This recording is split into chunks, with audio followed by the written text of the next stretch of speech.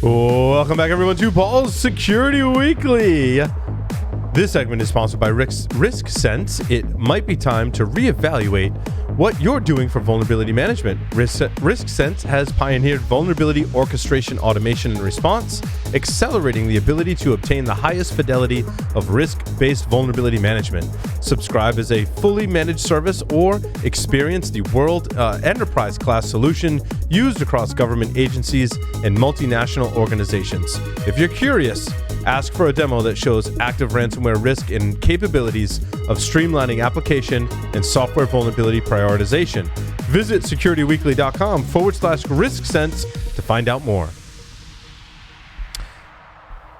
Welcome, everyone. It's good to be here for our defensive security panel.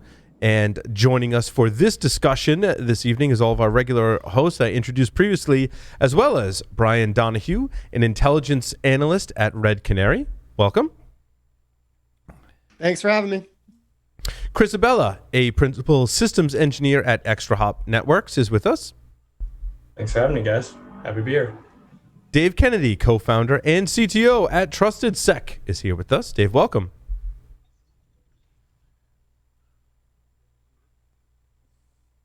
What?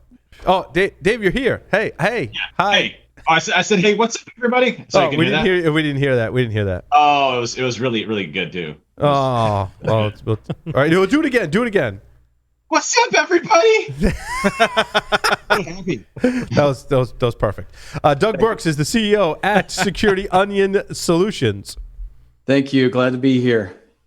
And Shri Mukamala, the Chief Executive Officer and co-founder of Risk Sense. Shri, welcome. Thanks for having me. Did I say your name right?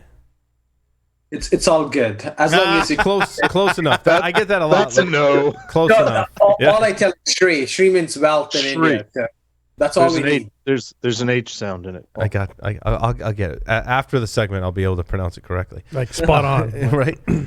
So we often hear that offense is sexier than defense. We'd like to attempt to level the playing field on this segment on so many levels between attackers and defenders. Without question, keeping the evil attackers out of our networks and systems is a daunting task that requires creative thinking and creative solutions. To keep our environments more secure, we need more innovative solutions. Or do we need more innovative solutions? Or do we need to use more of what we have? Or some combination of the two? Or maybe perhaps something different entirely? What do we need to do to defend our networks today is an open question for our panel today. Who wants to go first? I can go first. Believe in your own data. How do we believe in our own data? Do we need to trust our own data, or how do we collect our own data such that we can believe in it, Shri? Very good question. First, collect the correct data. We tend to go after anything we can. We keep dumping things rather than really looking at what can I do with it. First, come up with a plan. This is what I would like to solve, and work backwards. To do that, this is the type of data I need. And then say, do I have that on my network or in my ecosystem, right? Today, we are out of a network. It's an ecosystem. I think you can do wonders. A lot of people don't quite understand is with what we have today, if done right, we can stop almost 90% of the things we are seeing. I don't want to say 100%, but very fairly close to 90 plus, just with what we have today. That's my view. Shri, you bring up an interesting debate, and in this past year, actually, I've heard, people on different ends of the spectrum. I think there are those that are of the opinion that we should collect everything and then try and sort it out later, right? Give me all your logs, give me all the endpoint telemetry, give me all the vulnerabilities and all of that stuff, and we'll sort it out. Versus, I want to be selective as to what I collect, whether those are vulnerabilities or exposures in my environment, misconfigurations, or any type of logging, and I want to be selective about that. And if I'm selective in kind of ranking my sources of information, I can be more effective. And like everywhere in between, is there a right answer, or is it specific to an organization, and what's the best approach? It's very centric. That's why I keep coming back to data centric. Data is a guiding principle in this, right? I can talk about vulnerability management. Very confidently, not just as a CEO or a company what does for a living, way back when we started this at the federal government level. You're talking 2005 to 2009 when we were in two active wars, very clearly going after Iraq and Afghan. One thing we did for the mission was, what is that we need to go focus to infiltrate into cafes? That is it. Our mission was to take down internet cafes in Iran and Afghan, to really see what these guys are doing. All we relied was printers, firmware, and all that. You fast forward almost 20 plus years today, when we look at these enterprise networks, it's refried rice. We still see very old vulnerabilities not even being looked at. And when you take a more step further, go back and take a look at every publicly known ransomware. People talk about millions of vulnerabilities. It's not true. There are only 150 to 1,000 known accepted vulnerabilities. And when you put anything I can find in the web, there are 210,000. These are small numbers, very, very small numbers. 210,000 unique vulnerabilities ever released. And there are only 1,100 known weaknesses ever in software development, right? So when I start looking at it, now security becomes a solvable problem. And you start attributing it, right? You look at your vulnerabilities and see how many of them are actually being used by exploits. And then you categorize them as, is it a remote code or should I have to be local? Then see which ransomware is using what technique and a tactic. Then the problem becomes very solvable. So if you remove all this jargon, it's a very simple mapping of what is Maze using as payload and what are the associated vulnerabilities. It's 14. And it's a very good example of the FireEye exposure, right? The tools they talked about. All those are known exploits. They have Metasploit modules. There's exploit DB module. There's nothing super fun about it. It's all about association. So that's why I look at it and say, it's the data, look for the right stuff. It's easy to say, look for the right stuff, but take a step back and say, what would a red teamer do if he comes into your network? We're talking about blue teaming, right? Think opposite. Think like them to see if what will he go after first? Let me go fix that. So that's really where my mindset is. Don't we kind of run into a chicken and egg problem there, especially with an evolving threat landscape, where there'll be times where you don't know the data that you need until after the fact? It feels like we're very much in an age of data. I mean, I would say that Google is the perfect example of this, where more data, if you have the processing power and pipelines built to handle it, is never a bad thing. And it's building the skill set around processing and categorizing and prioritizing that data. To add to that, like if you're a Fortune 10 company, right? Like by all means, collect all the data because money is free and you've got all the money in the world.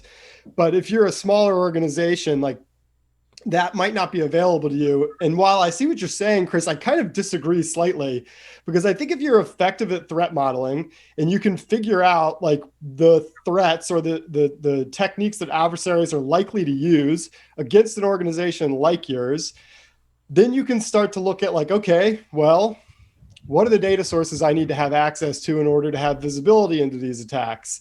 And then you can start collecting from those data, like basically, create a checklist. Like these are the top 10 things that are happening most often. I should probably be most concerned about these.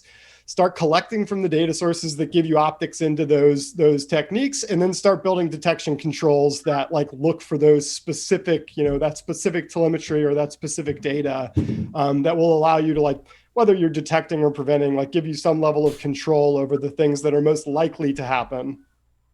I want to continue that thread with our hosts and special guests. I want to go to Doug Burks and then Dave Kennedy to talk about how do you collect everything? Do you be specific about it? Let's go to Doug and then Dave. Yeah, I think that's a great question. And, I think I tend to agree with some of what's already been said, in that there's no one size fits all solution, right? It has to be kind of guided by your knowledge of your organization. And I think a lot of it really has to do with, Richard Baitlick wrote a great blog post recently about security and the 1%, and about how, us here on this call, and probably, your entire listening audience is probably part of that 1% of the entire internet connected world that has a reasonably mature security operation when it comes to monitoring and detection. But there's so many organizations that are out there that they haven't even started their monitoring programs yet.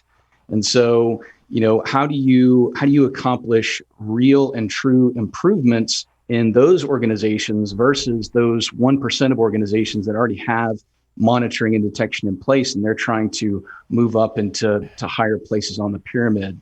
So I think the answer is it depends, right? That's kind of a weasel answer, but it depends on what organization you're talking about and what kind of controls they already have in place. I myself, if I'm going into a brand new environment that's greenfield, I'm going to try to collect as much as I can as quickly as I can. And my thought process there kind of goes back to something that Bruce Schneier said many, many years ago. Somebody asked him, what would you recommend for folks in this kind of it was almost this kind of a question. And he said, monitor first. You can't make any informed decisions about how you're going to defend your enterprise when it comes to IPS or next-gen firewalls or penetration tests or anything else like that until you're actually monitoring the environment. So I think it's an iterative approach. I'm going to grab as much as I can. If it becomes too much, maybe I back off from that and figure out where my gaps are and then go and apply some extra monitoring and detection in those gaps. Dave? Yeah, I mean, I think everybody here is speaking the right language, right? And we're talking differently than we did 10 years ago. I think the focus, a number of years ago was trying to build a castle and build heavily fortified walls, whereas we're saying we don't really have a castle or heavily fortified walls, and we need visibility inside of our castles that we have. And I agree with Sri in the point of, when you look at vulnerabilities, that's going to be a continual program that every organization that we go into struggles with. And so there's always going to be exposures and risks and things that we have to identify and deal with. And I think data is becoming a lot more cheaper, and so is storage. And I think monitoring and detection really starts first with visibility, and then from there, having visibility, starting to understand what your threat models are and helping prioritize what you need to detect off of. There's things that can help you kickstart that. There's like great things like the model attack framework and EDR products and things like that. I'm not emphasizing products, but there are things that can get you visibility faster and start to ingest a lot of that data to be able to understand what's happening in your environment. But you still need to understand, what an attacker is going to do in your environment and the type of data that they want to go after in order to build, both an infrastructure that can be designed to withstand it. The talk right now is should we log everything, but when you look at it, what's our overall risk towards ransomware, for example, and how do we build a sustainable infrastructure that can protect against ransomware, and how do we detect as that's happening to ensure that we have, a little bit of dwell time or no dwell time that an attacker has in our environment to respond to it. So visibility is the paramount for that. And for me, I really do believe that if you look at security operations centers in the past, it's kind of a failed art because you're looking at just ingesting alarms. The SOC analysts get alarm fatigue. They miss the one time that they really need to actually go and do something because they've literally seen false positives all day long, when we should be more proactive in looking through our environment and understanding what's normal in our environment and baselining off of that and looking for deviations because we have the data. But that all goes back to having more of a mature program, and everybody starts off at different areas.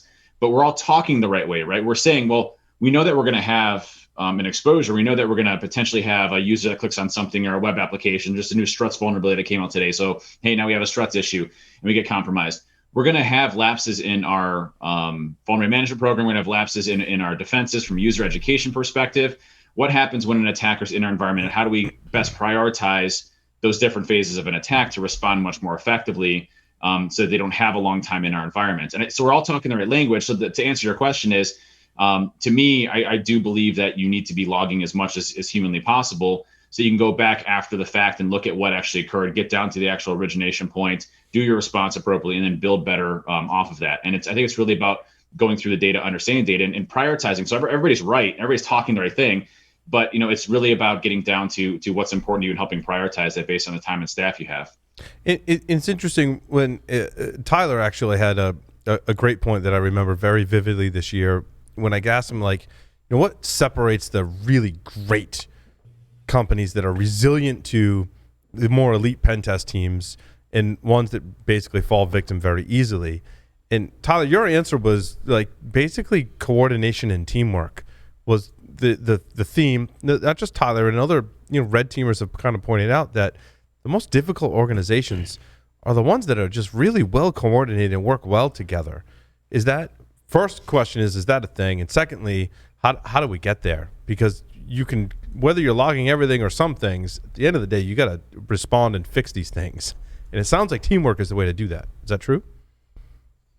I mean, if you're asking me, like from the red team standpoint and the companies that are doing this well, the asset owners and the ability for the business units to collaborate, coordinate, train, and communicate is probably the most critical asset within inside of an organization's ability to respond to cybersecurity in any manner. Those places that are hard to get into, you have asset owners, you have a security team that is well coordinated, interacts with the IT that buys into the fundamentals of security, that buy into the DevOps program, that then do secure coding, that has top-down coverage from the management and C-level executive suites that provide the budget and resources to do so. And all of those fall under and coordinate with inside of communication and a real understanding as this is a singularity and a goal for the business. If we all do well, we all stay secure. If we all stay secure, the business does well. You make it sound almost like a military operation when you describe it. And I said that in a positive light in the books I've read and things like that. Dave, I know you've had military experience. Makes it sound like a coordinated effort of the military. It's coordination and efficiency, right? And that's something that is very difficult to achieve in a lot of businesses and organizations. Organizations are very political in nature, used to kind of set in their ways. But when you start looking at programs that need to influence technology and how the organization and business operates, there's a lot of companies that just get it. And I'll tell you, some of the hardest teams that we go against, they're very well organized in how they do things. And they know their environments. They baseline what is regular, usual behavior within their organization. They look for deviations of that, and that's very effective in stopping, tailored attacks that don't necessarily follow a specific technique or a method that has been obfuscated or changed. It's very hard to play against teams like that because one landmine and you're literally lighting up a Christmas tree. So. I think it really goes into as Tyler mentioned, the collaboration between multiple groups and having an understanding around what offense is doing. Paul, you met one last thing I'll leave with is you mentioned, offense is always the sexy one, but I would say that since defense has switched to understanding offense, and that's a relatively new change, by the way. I mean, I'll say 10 years, which I remember going back 20 years. It was hacking was an extreme art form of the mystique and all this other stuff. That's substantially changed. And defense is a lot more fun nowadays because you're literally trying to reverse what the hacker's doing and figure out what they're doing in the environment earlier and earlier and earlier. And that's sexy, that's fun. That creates a lot of cohesion between other groups. And that's when the fun actually starts happening, when you actually start to have some success there instead of getting owned every year by a red team. Mm-hmm. Yeah, so I wanted to throw in a comment that as well. I've had, and I think somewhere between Black Hills and Trusted Sec, we ended up testing some really high end companies. Wow, that video is really weird with Dave. Anyway, one of the recent ones I did, and I think was a really interesting lesson for some of the defenders in the industry is a group that had spent. That they had implemented their, in this case, EDR solution of choice, but they hadn't just dropped it in. They'd spent hundreds and hundreds of hours tuning the thing, along with the same level of effort tuning their antivirus alerts, such that they knew what their normal user behavior was, and they knew anything that was abnormal to that. And that environment was near impossible for a threat actor like myself to make any move without setting off alarms and immediate actions to that effect. And so the point I'm trying to make is The blue teams, if they put in a lot of work, they understand threat actors. Just like Dave said, if you understand threat actors, the tactics, and things like MITRE and things like the increased communication with the penetration testing community and the blue team has really, really helped that. Then they can put in place some very tactically focused and effective defenses to catch threat actor activity very quickly. Sri, I want to come back to you because you led this off and kind of sparked this conversation, which I think is really interesting. If we can use tools effectively to help prioritize what matters, we can then have better coordination and better teamwork to affect change more quickly and be more resilient. Is that the goal, in your opinion? I'll give you a very simple. Yes, I'll give you a simple thing. We're talking about defense. We're talking about offense, right? So, fortunately, we happen to have some good guys on our team. Like, most of you will recognize them as Zero Sum and Gina Maya, right? The guys who wrote the payloads for MS-1710, the Blue Key, Zero Logon. All these first ODAs were written by these guys, right? They go by those names. From WannaCry to your Blue Key to your Zero Logon. The interesting piece today, what we do when we do a red team exercise, because as risk sense, we have the other side of the coin. Not only we help vulnerability management, we also use it to see how good our offensive skills are. We stopped looking at just the scan data and pivot from it and then write to see what red teaming strategy I want to do, versus they just throw everything in risk sense now and say, which ones do I have known exploits? They automated that. They won't even touch it. They won't even bother doing anything with that. Then they go back and start looking at what is that I want to write an exploit for. The funny part is they went back and looked at all the patterns from a CWE perspective, what weaknesses really facilitated to a nice exploit over the last couple of years. And they start looking at those CWEs and they start writing their exploits. Like how you typically see how a bug bounty is getting paid, they pay you on a weakness. They categorized it very well. They're publishing it. Me, company X, will only pay for these 8 weaknesses if you find them. That's exactly what the bad guys want to see. Oh, you are interested? You're telling my security strategy out. If my software has this, I'm willing to reward you. There you go. That's a great strategy to start studying a company and say, when you go for an offense, I'm just going to go look at the data. This data is publicly available. While I love bug bounties to death, I'm just telling you what I'm worried about. It's all data centric. That's really interesting because I do think we get hung up on what's popular in the wrong metrics as to what we should fix, right? How do we find the right metrics to some of the others on the panel to organize ourselves around those to be more resilient? You're asking tough questions, Sam. Isn't that really the point of the offensive team? Is a good offensive team is to identify those areas that an attacker is truly going to target, provide the prioritization of what is an actual risk, while identifying from a business standpoint that these are a business impact and critical. Thus, they need to be identified, prioritized, and remediated. Very good point. But will that be considered as a metric by the leadership? See, as security, we understand that, right? We respect offensive guys. We think red teaming is important, blue teaming is important, purple is important. That's jargon, right? See, if I remove my technical hat as a CEO, that's Latin and Greek. I will say, what are you even talking? What is this teaming? Right? I can assure you, right? So how do you translate that, right? Is that an acceptable metric? So that's where it comes back to, or will an auditor look at it, or will Congress look? When you look at that perspective, what an offensive team thinks as an important and prioritized, that's the right thing to do, by the way. As security professionals, we know that. But will that be considered as a good corporate governance metric they will sign an MBO on? Does the ability for the offensive team or the third-party team, right? Because you guys are saying that offensive teams are usually in the know. They know what's wrong with the organization. They know how and where and what to prioritize. As a third party coming in and aligning with those particular goals, roadmaps, and security like overlays, does it make a difference that we speak the business language and properly articulate the business risk to an organization that aligns with what the blue team or defensive teams have already been saying from an internal standpoint? How can we better facilitate or articulate those characteristics that the business needs in order to get that top level buy-in and top level down support?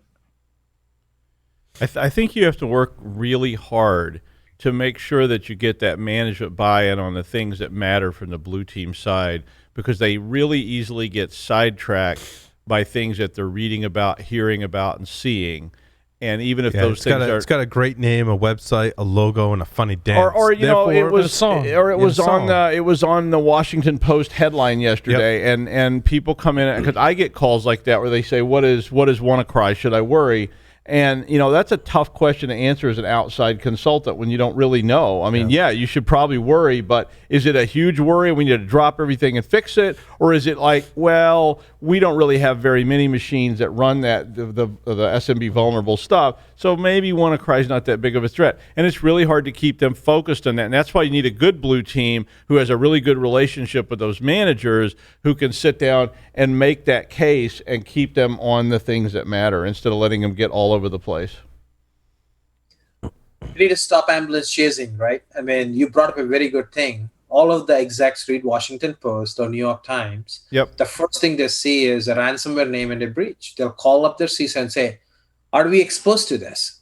Yep. I mean, is your CISO supposed to run the organization, or is it supposed to respond? And you'll get a call from the board. I just signed my DNO, guys. I'm liable for cyber now. Are we exposed to this? Yep. I mean, a lot of that is going on, right? Last 4 months, look at it. Every single other day, we have something or the other, right? Started with Palo in the summer to, you know, firewall vendors to now FireEye. Something is going on. Now, everybody's like, do we have a problem? Do we have a problem? Do we have a problem? I think we spend a lot of time just responding to what I call the news alerts. And now it's like, how do we even automate this whole thing and start showing these guys, yes, it's under control, it's not under control? I mean, we are seeing that quite a bit, actually, interestingly. Yeah, I want to go to Brian, because I know he has a comment on that, because I know where he comes from.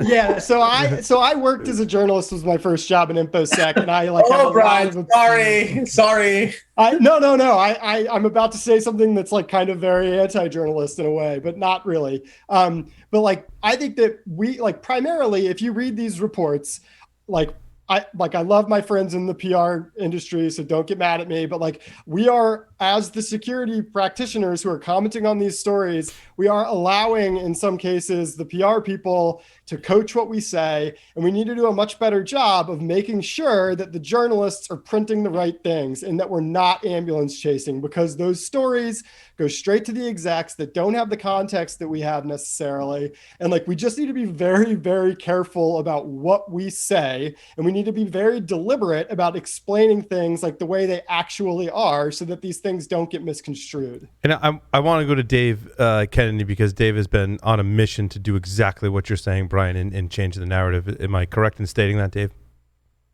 Yeah, I mean, I think, you know, when you're dealing with the media specifically, you know, trying to calm things down is a difficult task, you know, or to try to explain what's actually occurring. Like the latest FireEye thing's a great example. You know, the first headlines you read is FireEye hacked, and, you know, Russia and all this other stuff, and, you know, weapons of mass destruction now, you know, taken into, you know, the hands of the Russians. And then you look at it and you're like, well, that's not really what happened, you know, and FireEye actually did a really good job, at least as far as we know right now, of one, the communication, two, you know, what they had access to. And it looked like it was, you know, primarily open source tools that have either been, you know, heavily customized or used for their own purposes. No 0 days, nothing like that. So, you know, damage wise, relatively minimum, obviously PR hit from them. But, you know, you have to go into this, and you know, I did CNBC yesterday, and, you know, the questions I was getting from the media are very overt. Like, this is a big black eye for FireEye, and the Russians are, you know, going to be, and this isn't a knock on CNBC, this is just how the news media works. Russia's now going to be able to use these tools to hack and other things. Like, well, yes, to some extent. However, you know, you have to break it down very easily and know your audience, and to be able to take a really complex subject and wing it down very much to a basic level. And that's the same thing that you do for executives. You know, if anybody's ever talking about red teaming or purple teaming to an executive, that's not the right approach. You have to develop metrics and KPIs that are directly to their language that they understand. That's why I really enjoy things like, you look at the NIST standard around capabilities maturity model. You look at MITRE ATT&CK and how you can show kind of coverage and effectiveness through your controls of what an adversary would do. And you can even highlight and say, hey, these are the ones that would want to attack us, and here's how good we do from a percentage perspective. Those are things that resonate with executives to understand, hey, is our program actually working appropriately? And so communication is literally everything. What happens myopically in the individual security program should never bubble up. You shouldn't be talking about zero login or this buffer overflow or WannaCry, things that affect, unless it's in the news and the media and they're asking questions about it. It's really about conveying how effective your security program is and how you can respond to those to minimize the damage and risk towards an organization. It's the same thing you're doing in the news. Try to be clear, try to be concise. Don't feed into the hyperbole that's in there. And I've faltered at that before, where I may have made a statement that was just overly over the top. You got to be careful with how you communicate and how you say things, because it can be taken completely out of context. I think that's a great point, especially when it comes to, what you were saying about interfacing with management and, talking to executives and things like that, and taking it all the way back to where this conversation started about, blue teaming. Is it sexy? Is it as sexy as other things? And, we're geeks. We get excited about packet analysis and hex dumps and, collecting logs and doing all these things. And so somehow it's not quite as sexy to learn the language of business and to learn about return on investment and how business executives think about these kind of things. But I think that's kind of a challenge that we all need to take on personally, and maybe approach it as a social engineering thing, that we're going to learn the language of business well enough to speak it to the executives and get them to understand what we need to do cooperatively as an organization to do the right thing security-wise. But we have to put it into the language of business to do so. There's been a lot of talk this year about the challenge of work from home. Is that a real threat? Does it really change the way we need to think about our networks today in defense? And Chris, I want to go to you first. I'm sorry to kind of put you on the spot, right? But representing Extra Hop and the network side of things, having insights in your product. I know you're dealing with this issue, but how have we had to change how we defend our networks given the current situation? I think for the more mature organizations, there has largely been there's always been a need to invest in remote solutions, so VPN, VDI environments. But mature organizations should hopefully already be treating user networks as inherently untrusted. You want to already have safeguards in place around your most critical data, right? And so the user device, whether it's BYOD, whether it's a laptop that your organization provides, the fact that it now resides in their house instead of on your corporate network. Yes, there's a more inherent risk in that, but putting more safeguards around the device itself, hopefully that's something that your organization has already looked at. Doing deeper inspection of those VPN and VDI networks and making sure that critical traffic isn't crossing already established boundaries in terms of your network segmentation. Those should hopefully be things that if you haven't started looking at, you are looking at them as I don't think work from home is going away anytime soon. To add to that, and I'm going to use a buzzword, and I hate using buzzwords, but the whole zero trust model. Now, don't shoot me and go ahead and get a drink. It comes up in every segment now, Dave. Go for it. I know, but the concept of that, right, of becoming more of a service provider for your organization versus providing everything for your organization is a noble concept that we should be working towards. And it's things that we've been talking about forever: network segmentation and limitation of data and access control. And cloud has God, another buzzword. I haven't drank in 6 months. I'm waiting for the ML too. We'll drink for you. Said the C word. We're all trying to be there. red team fit, Dave. Come on. Up there. Damn. So we're just waiting for the list carving out. privilege, What's that? list privilege management. Yeah, it's stuff we've all been talking about for years. But If you're going to say start the to look solution at is AI, I'm going to reach into Ohio and slap you. But Jeff, it's not. It's don't worry, AIML. That's a bunch of bullshit. So, Come anyways, on now. The government paid me to get my PhD, please. You guys paid $500,000 for me to get through my PhD in ML. So please. ML. I'm not saying ML, but I think Moxie on the Joe Rogan podcast had the best summary of artificial intelligence, which was, hey, you basically feed a model that looks at 1,000 cats, and then you give it a picture of a cat, and it says, hey, that's a cat. That's basically how far along we are with that type of concept. Was that not like one of the most awesome podcast interviews like of this year, in my opinion, Dave? Like I'll give Rogan and Moxie credit. That was awesome. Moxie did a great job. And he I remember seeing Moxie at DEF CON, and he blew my mind with the whole SSL cert thing. Yep. You can insert null byte terminators and make like any cert you want to. So he like had a star cert for the internet. I was like, whoa, Right. But the only place he screwed up is he said he'd never been on a podcast before, and that was clearly a lie. well, I think he meant in studio in a podcast, because I'll give Moxie and Rogan that one, and I thought that they didn't actually play rocks paper scissors. I thought it was the most hilarious conversation ever, because if he had that conversation with me, it would go the same way. It was just an awesome interview. Anyway, we digress. Dave, continue. The last thing I'll say about it is, anything that we can do to reduce our attack surface, right? And when we talk security, we want to talk about defense being sexy. That whole thing coming together where you actually have an infrastructure and architecture that is appropriately threat modeled to say, listen, we are only going to provide the services that are needed in order to perform your job or function, and you're not going to have access to everything else. So yeah, we don't need things like SMB and RDP and SSH and FTP and everything else that's out there today. All we need is port 80 and 443 or only 443. To go and perform our jobs. That substantially reduces your risk as an organization, because now, an adversary really has to spend a lot of time focusing on the application tier, which we don't see. I mean, don't get me wrong, we see attackers going that way, but from an inside perspective, penetrating, further, that's a big time investment for a specific adversary. So, when we can reduce those, and I think VDI is a great example of that, but understanding how you can carve out your network so that you're only providing what's absolutely necessary for individual groups, individual people, makes a huge difference on everything else. I think that work from home really is a catalyst to what what the government has been pushing towards on that, from a security fundamental standpoint, that zero trust model. I mean, again, you go back to the buzzwords, but really that's what we're striving for. And if nothing else pushes us to that point and that precipice, this work from home is a good catalyst to ensure that we're at least trying to make that happen. There's that trust no one mentality, and really the only use case of the data that you need to know access.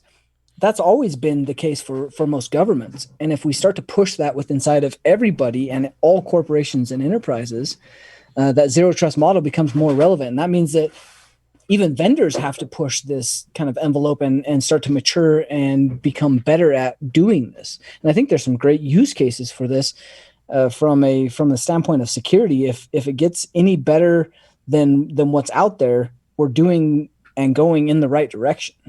I think there's one thing that work from home largely made out of change in terms of an attack vector, and that's email phishing. And when we look at all of the different attempts we've had to secure this attack vector with SPF, DMARC, DKIM on the perimeter, we've had secure email gateways, we've had other solutions that integrate directly, we've had security awareness training, security and awareness and training, however you want to intermix those terms. We've had these URL filtering and all these different things. When it comes down to it, I still believe that our defenses may still be pretty weak when it comes to email phishing. What's the advice from the panel to deal with arguably the largest attack vector that we all have to face when we're defending an enterprise, and that's email phishing? It's humans, right? It's humans. End of the day, technology has improved, right? Whether we like to call, and NLP is not too much hype, which is real, right? It's just looking at So we mentioned about Google. All day long, they catalog the things, they can rank things. A lot of these email tools today can do that, right? They can read your emails, they can really look at your patterns and say good, bad, ugly. We have come long ways. If you go back to 2015, 2016, we were doing keyword searches at the best string matches. Today, we are much better. We can understand an email and categorize it. Technology is there, but it's the human. I mean, how can we fix a human, right? I mean, it's still passing the filters to some degree, and then it falls in a wrong hand and you're toast, right? I mean, that's what we're seeing. So this is how you get Skynet.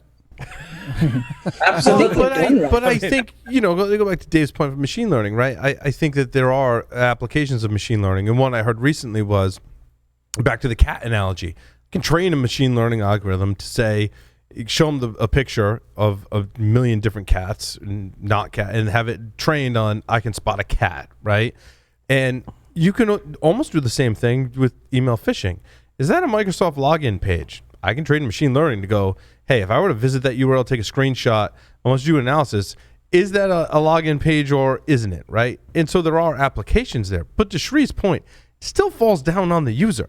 And email being such an important communication mechanism that God forbid we prevent that email from being delivered that was a legitimate email, it's like the end of the world.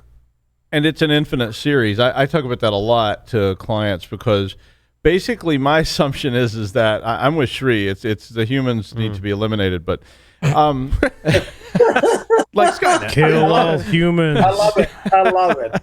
But I mean, what I keep telling them is, look, you might as well say you have an infinite number of email opportunities for each of your users. There's an infinite number of people sending these phishing emails. Somebody's going to click it. Somebody's going to figure out a way around the ML. Somebody's going to figure out a way around everything. It's just going to happen. Move on down the kill chain and stop it somewhere else. Just assume it's going to happen. Get the humans out of the equation. Yep, given an infinite number of typewriters. Given an infinite number of typewriters and an infinite number of monkeys, someone will fall for a phishing attack. Notice Larry's sweater. That's amazing. I thought it was an infinite number of monkeys and an infinite number of typewriters. Somebody will look at porn. I mean, you start to look at machine learning and AI, and yeah, we've gotten a lot better. The ability to detect anomalous behavior is outside of the human's ability. We're looking at 100,000 data points. This user's never sent an email to this user with these particular characteristics that has the identification of a need to do something, a time frame, and something that needs to happen. Those characteristics from a machine learning perspective and the speed at which it happens and evaluated, that's greatly improved. So things like Office 365 with Defender and all the ATP telemetry that's being ingested by Microsoft, those become much more difficult to circumvent.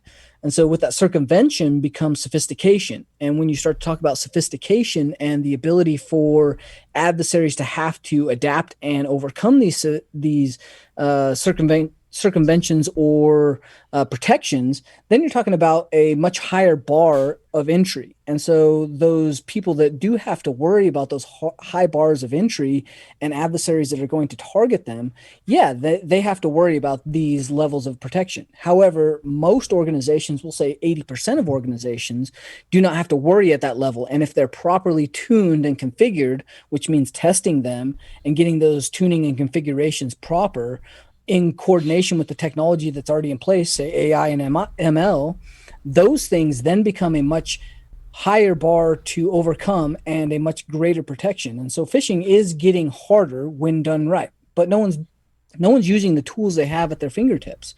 These are things that are already integrated and already available. But does that become better for the attacker if the machine learning and AI can weed out? They can't weed out 100%. I think we're all in agreement. You're not going to weed out 100% of phishing attacks. Let's say it's 99%.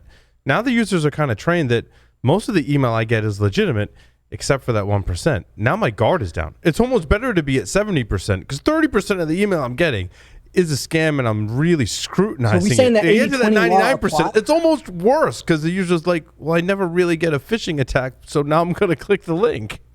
I don't disagree with you there. Like that 80-20 rule kind of comes into play. Like, are we actually preventing the 80%? If we are our users trained to identify that 20%, and do they have enough education, training, and evaluation mechanisms that we've provided them through those appropriate security awareness trainings and programs to evaluate and do the right decision on that 20%. One more buzzword, signal to this noise. is reduction. One more Phishing buzzword. I'm sorry. Hold on. Shri and then Dave. Signal to noise, one more buzzword, right? With all this tool, all you're trying to do is noise things out and just look for that signal. Humans are good at identifying a proper signal. That's why 80-20 might not really work, right? You want to weed out as much as you can. And if just that's one signal, they're good at catching it, right? That's what we're trained to be. Yeah, I mean that's a counterpoint to my argument that does make sense. Dave. Shri stole the whole thing. Completely. I actually said it first though, and then I got interrupted. So that's like, So let's check with the judges on that one. I'm just doing anytime you can have any type of noise reduction, in your environment, you free up resources, right? And that's the most important thing that we're dealing with is, how do we look at all the data that is coming in, and can we eliminate 80% of the noise or 90% of the noise? That's why I like, lol bins and PowerShell exploitation. Does every user really need access to a full-fledged programming language, or can we limit PowerShell access to all of our users except for those that actually need PowerShell? Going to more of the restriction mode to eliminate some of the noise. You restrict PowerShell, you restrict, Regis, VR32, MSHTA, CBD, CSC, HH, you restrict all these different lol bins, and all of a sudden now, your attack surface shrinks, you have less noise that you have to deal with within your environment. Frees you up to look at other cool things that you can go and do. I don't think we've questioned the email technology enough, right? I mean, was phishing ever a problem when you were typing an email on a mainframe terminal? Well, no, right? Because the technology wasn't sufficient for you to be able to actually send an HTML rendered email with a nice, pretty link. So, that was actually one of my suggestions, Joff, was even in some of the best email protection solutions, it's still a link that I can click. And is that encouraging bad behavior that even when the AI and ML engines say this is likely a phishing attack, it's still a link that the user can click. Now, it may take them to a page that says this is bad, or stop them, or do the analysis and say, like, I looked at this and it kind of looks like a Microsoft 365 login, but it's really not. You're still encouraging the user to click on that. Like, can we just remove the link? But now you're talking about removing business functionality and the capability of users. Wait, that's not what I enable. Sorry, back to Joff. That's not what Joff was saying. I hijacked that in a totally different direction, Joff. You totally did, and that's okay. I did throw out, like lots of good bait for you to hijack it. But the my camera likes to focus on my microphone, so I'm back here all blurry. Anyway, I don't think we've questioned the technology enough. We carried email forward with its original protocol, SMTP, back from 1978 or whenever the RFC was put out. The original protocol was not actually questioned hardly at all. It was like, this is good, let's keep going and bolt on band-aids for security. And we got SPF, and we got DMARC, and we got digital signing, all the rest of it. And we had SendMail too, which oh god. Man, don't remind me about SendMail. I know you did SendMail too, because you worked at a university like me. We had SendMail. You were the geek from heaven. If you could configure SendMail, man, you walked on water. And I not configure it. If you could compile it and configure it, like, you were a god. You were a god amongst men. Anyway, feel good. What's that? I think we should rethink it. Feel good. Yes, we're making you feel young. We're old. Yes. Sorry, Brian. I think we should fundamentally take apart the technology and rethink it, because you're not going to fix the humans. You absolutely are not going to fix the humans. So how can we repass this whole thing? Where are the trust boundaries that are going wrong? How can we fix those? How can we get some real non-repudiation in there? How can we get some, authentication off sender in there? We need to take it apart and do it again. Yes. Yeah. Well, because the thing with DKIM and DMARC is everyone has to do it, and not everyone does it, and therefore it limits its effectiveness. I just pulled off a phishing campaign last week, astoundingly successful on one of my customers, and I used, which is, it's a horrible trick. I used a trick that a lot of us are using these days, which is you throw up a reverse proxy, you actually authenticate against their real infrastructure, you throw them through a proxy like it's Evil Gen X, or in this case it was Modlishka, and force them to authenticate to something that looks so legitimate. You capture their creds, you redirect them off to your ruse, whatever that is. You don't really care. And of course, COVID-19 has been the gift that keeps on giving. I have based so many phishing campaigns on back to work safety. It's kind of nauseating at this point. Do you feel bad about that at all, or? Yeah, not for a millisecond. I hope you don't. I earn my money, but it's unfair to the user, right? They're driving a Porsche around, and they barely learn how to drive, right? I mean, it's all wrong. The whole thing is all wrong. We need to rethink the technology from the ground up. I agree. I think it goes back to your question start, right? I mean, do you work with what we have, or do we start going back to the drawing board? I don't think we have the luxury, right? With what we spend where we are halfway in the ocean. We got to find a shore, right? I mean, it's unfortunate, but that's where we are as an industry. Well, I think it's a nice academic idea, but the response is going to be you go first. Well, but it's amazing the number of different platforms and protocols we have that allow us to send messages between each other and include attachments and links in those messages. I mean, we kind of joke in every given day that I've used Microsoft Teams, I've used Zoom, I've used Skype, I've used Google Meet, I've used Slack, I've used Discord. All of those allow us to communicate, but not quite in the same way as email. Yeah. And we just haven't gotten away, to Job's point, from this legacy architecture and messaging system that allows for these attacks to happen against our infrastructure. And we've been, I don't think, effective as an industry in really preventing these attacks from happening. As much security awareness training as is available today and we can do for our users, it's still not effective. It is shifting, though. I mean, just to put it out there, I mean, I've seen it shifting. Just like today, I was in a meeting, and instead of us sending each other's things with an email, everybody on this meeting was trusted because I could literally see them. I knew who was there, and we were exchanging files via the meeting itself instead of emailing those files back and forth. So there was at least a sort of evolution there from what we had been doing even just like last year, where I would have emailed that while we were having the meeting, and everybody would have gotten it, but instead it was put into the meeting. I could see everybody in the meeting. I knew who they were because I literally visually recognized them with Mark One eyeball. Right. Okay. You know, the one encouraging story is actually the related technologies, right? The EDRs and the defenses on the endpoints have gotten sufficiently stronger that my microphone falls down for unknown reasons. No, it's gotten sufficiently stronger. It happens when you get older, Job. You know, happens when you get over 50. That went Speak for yourself. That as an attacker, and Dave can probably attest to this, as can others, as an attacker, to get a malicious payload into an environment is way more difficult than it used to be. To actually perform a credential attack through a web page is still rather simple, and so people fall back to that rather simple model. Like, I'll just get the creds. It's a great segue into the kind of the last topic I wanted to hit on, and I love this panel because I can just bring up topics, and everyone has such great ideas and thoughts. So how do we push forward into having this immutable infrastructure?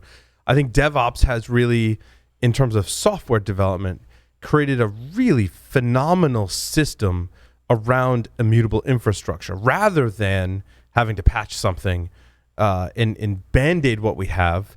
I just push out something new. I destroy what was there, and I create something new. Brian, I love Mike Lloyd's one of my favorite people in the world from Red Canary, and he talks about the concept of pets versus cattle, and how previously in IT infrastructure, we largely had pets. We would do a lot of care and feeding for our servers and take them to the vet. And if they were sick, we would make them better. And sorry, that's Red Seal, not Red Canary. Sorry, totally different. I got my wires crossed. I don't know who Mike Lloyd is. Sorry, different vendor. Both red, but different. Mike Lloyd from Red Seal. Thank you, Johnny. And then he would talk about cattle, right? And cattle is how DevOps feels about, thinks about infrastructure, in that I'm going to go create this thing, And if the cattle's sick, I'm just going to kill it and I'm going to go get some new cattle. Now, it's a horrible thing to think about. And we could also make that analogy towards plants, I suppose, it's, as well, if you're not into eating meat, which is totally fine. I totally respect that, right? But we think about pets versus cattle. How do we my kind of utopian world and hope is that we can get there with all of our infrastructure, right? I think in software, we can more easily create that with a DevOps process. I think in IT infrastructure, we're inching towards that, and there are people doing it. But I believe this is really the next evolution in being able to defend our system is really, to Mike Lloyd's example, treating them more like cattle and less like pets. Yeah, but the interesting thing is we have to remember one part. You're also creating the problems rapidly than you ever did, right? If it's infrastructure, you're not creating a problem that fast enough. With what you're trying to do from a software perspective, if your developers are not trained right, and you're opening up everything to your APIs, and you start pumping code the way we are doing today, all the attacker needs is just those 10 minutes between your deploy, you build your deploy. I got what I need, I move on, right? I don't have to ever come back to you and the story of persistence goes away. I just come in, I take what I need, I'll use the data at my leisure. It's a very different attack surface. It's a very different model. A lot of us are still trying to struggle to understand the whole red teaming. What we do is still a snapshot based or a frequency based. We don't do red teaming on a continual basis, right? Yes, there are tools, people are talking about it, but that's not the thing yet. So when you're talking about models, especially DevOps or SaaS and all that, not only you have data concentration, but you also have risk concentration. And the window I need to really do what I need to do and move on is small. So it's a very different environment we're heading into as we look at it. And we're actually seeing that when you look at vulnerabilities, they're very interesting. You typically don't even see from them what they were 5 months ago from their AppSec programs to what their current sprint is. It's a moving goalpost. And yeah, no, I agree. I think the organizations that are actually doing DevOps today are much fewer than those that are striving to get there. I think one of the models that we can borrow from with our infrastructure is being able to build new infrastructure that is fully patched and run through our testing, regression testing, as applied to infrastructure before we push out into production. I do agree that there is an opportunistic aspect to it that, yes, once it is in production, you've got a time window where if there is a vulnerability, an attacker is going to get in, take what they want, and then leave before you have a chance to run through another cycle. But if we can get better at pushing out something that's already secure into production, we are in a better place with the ability to test that. I think is the aspect of DevOps that I also like. No, very well, right? Because you know your exact asset profile. Today, infrastructure, who knows who touched it, who changed it. We don't have visibility, we've been talking about. So today, when you're pulling it from your registry and your repository, I have it. I know exactly what I pulled and where I deployed it. A theme that runs through this and run through DevOps deploys as well is the idea that a whitelist is easier to secure than a blacklist, right? Your unknowns or your constraints lock down your attack surface, and you can run more comprehensively static dynamic analysis against those applications, against your infrastructure. And so going back to some of even the original conversation around behavioral modeling and building those baselines of behavior, moving and using DevOps to move more towards that whitelist of approved behavior and then building detection around that whitelist just becomes more effective and less error prone. I like that concept, Chris, a lot. I haven't heard from Doug Burks in a while. I want to come to you first for some closing thoughts. I don't know if I get to everyone for closing thoughts, but Doug, I want to call on you for some closing thoughts. How we get better at defense? You know, I think we've had a lot of great discussions tonight, and you know, it's really thought-provoking stuff. And you know, to me, I think a lot of the things that we've touched on really kind of center around figuring out where you are and where you want to get to, and what's the quickest way of getting there, and what's the best way to iterate on your processes and speed up your processes, whatever those things are, whether your process is monitoring or detection or patching or remediation or talking to the business executives and interfacing with them. We all need to be iterating on those things and getting better every single day. And so I kind of go back to something that I kind of made a personal pledge to myself a long time ago, that I'm going to learn something new every single day. And I think, that's kind of what attracts me to blue teaming. That's what attracts me to defense, is that I have to learn something new every single day if I want to keep track of what's going on in this industry. And in order to be effective when it comes to helping our customers and our community to monitor and defend their environments, we have to be learning something new every single day. So, I love these conversations, and I love hearing from others about what they're doing to improve themselves and their communities as well. I want to give it over to Brian as well, because I called him out for representing the wrong company, and I feel bad about that. I was honestly a little freaked out because I was like, I don't know who that guy is, and I'm pretty sure I know everyone at McCary. That's great. Like zero trust model. So first and foremost, we're already doing better. Okay. So people like to get all gloom and doom about security, but it's in a better place, I believe, than it was a decade ago when I started. Secondly, to dispel a myth that's been a thread throughout this whole conversation, neither red team nor blue team is sexy. All right. I hate to burst everyone's bubble here, but both of them are nerdy, and not either of them is sexy. I agree. You have that conversation with your significant other, and to you, it's really exciting. Whether it's blue team or red team, it's exciting, but to them, it's really boring. To them, they're like, I'm just hearing talking.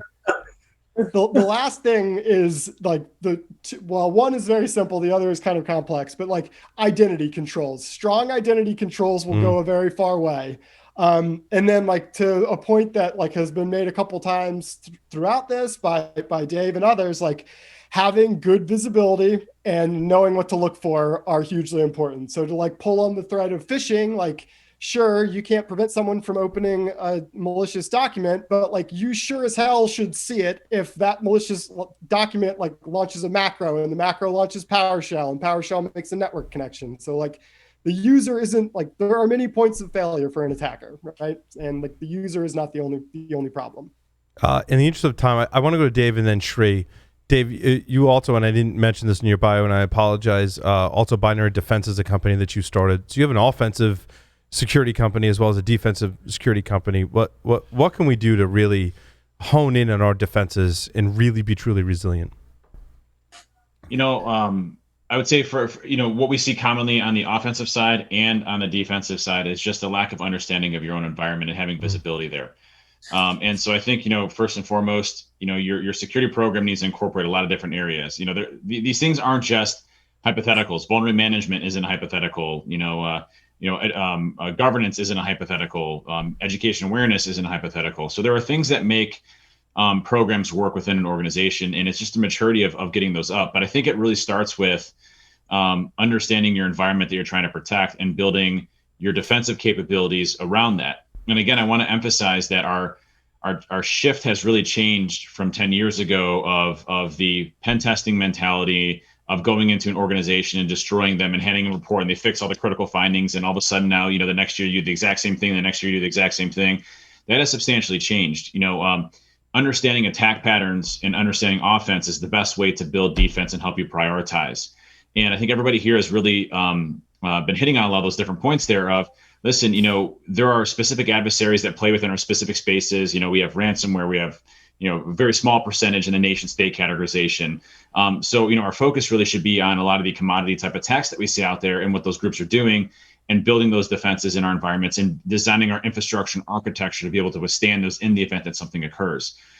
So those are modeling exercises that we can go through that really requires us to understand the offensive capabilities, which makes defense just as sexy.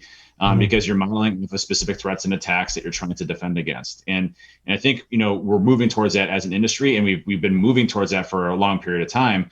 And as Joff had mentioned, it's much harder for us as an attacker to typically get remote code execution onto the system. Whereas, before, someone would drop an IE exploit on exploit DB or Millworm, and, it was just a normal Tuesday. Right. That's become a lot more difficult to go and actually do. Our defenses have gotten better. Sri, closing thoughts on how we improve our defenses. I've been telling very clearly, go back to the fundamentals, break this problem into 3 simple things. It's always break into 3. Humans can't think beyond 3, right? And It's true. Brian kind of clearly said it, right? In a perspective, if you're about infrastructure, port protocol service. That is it. He used 8443. Break it down. What port, what protocol, what service. No attack of payload will work without one or the other. You got to have all 3 to deliver your payload. Understand your fundamentals there. And I come back and tell, once you understand your port protocol service, let's take a look at 3 things what attackers go after. Your software weakness, your hygiene, missing patches, and your configurations. Any exposure you look at, any breach you look at, any nation state you look at, they're looking at your software weakness, your missing patch, and your misconfigurations. How they do, how they move, that's a different story altogether. You got to have an infill. If your PPS is tied up, your 3 things are taken care, you are really making the suffocation. And one thing you're also seeing is convergence. What used to be a nation state is no more really that hard. Good security pen testers today are as good as nation states today. I don't want to overstress that, but we have come long ways as an industry. From a cyber warfare perspective. Today, we can really replicate a nation state attack. That capability is no more, a skill of 10 or 20 or 30 in the world. There are a few hundred people in the world who can actually do that. So we have come long ways. Thank you, everyone, for joining us for this segment. It was absolutely fascinating and a lot of fun. Thank you so much. Coming up next, the Hacking Matters Roundtable discussion. Stick around.